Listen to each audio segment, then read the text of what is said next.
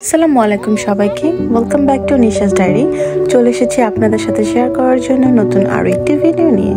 আজকে আমরা চলে এসেছি একটা বেবি শাওয়ার পার্টিতে। খুব ছোট্ট করে একটা গেট টুগেদার সব গার্লসদের মিলে, আর ডেকোরেশনটা কিন্তু অনেক কিউট হয়েছে। সবচাইতে বেশি কিউট হয়েছে কিন্তু এই কেকটা। পুরো কেকটাই হচ্ছে হ্যান্ডমেড এবং খুবই টেস্টি। কোথাও যাওয়ার পরেই কিন্তু অ্যাপেটাইজার খাওয়া শুরু হয়ে যায়। অ্যাপেটাইজারের আইটেমগুলো কিন্তু ছিল খুবই লোভনীয় এবং পছন্দনীয়। নান ছিল এবং সাথে ছিল ঘরের তৈরি নিহারি, সাথে চিতই পিঠা এবং লোভনীয় সব ভর্তা। এই ভর্তাটা তো আমার খুবই পছন্দের, চাপা ভর্তা। আর খেলাম আজকে একটা নতুন পদ্ধতিতে তৈরি করা চিংড়ি মাছের ভর্তা, সাথে ছিল চিতই পিঠা। নেহারির কালারটা যেমন সুন্দর এসেছে, খেতেও কিন্তু হয়েছে ভারী মজাদার।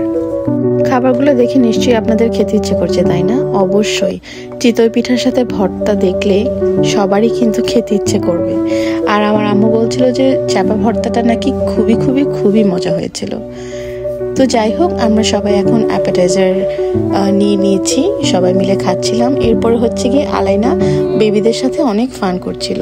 আলাইনা তো এই বেবিটাকে এত বেশি পছন্দ করেছে যে ও বাসায় নিয়ে আসতে চাচ্ছিল এবং ও খুব ওকে টেক কেয়ার করতে চাচ্ছিল।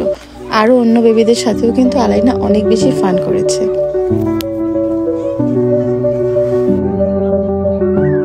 আমরা যেখানেই যাই না কেন, আলাইনার আম্মুর ড্রেস কিন্তু সবসময় একেবারে ম্যাচিং হয়ে যায়।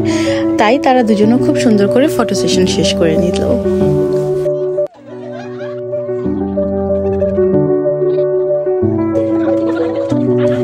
তারপরেই হচ্ছে গিয়ে আমরা শুরু করে দিলাম খাবার দাবার, ডিনারের পালা। ডিনারেও কিন্তু অনেক মজার আইটেম ছিল। ভাত, গরুর মাংস, ভর্তা, মাছ, ডাল, চিকেন ভুনা। এই তো সবাই মিলে খুব মজা করে আরাম করে আমরা সবাই মিলে খেয়ে নিলাম ডিনার।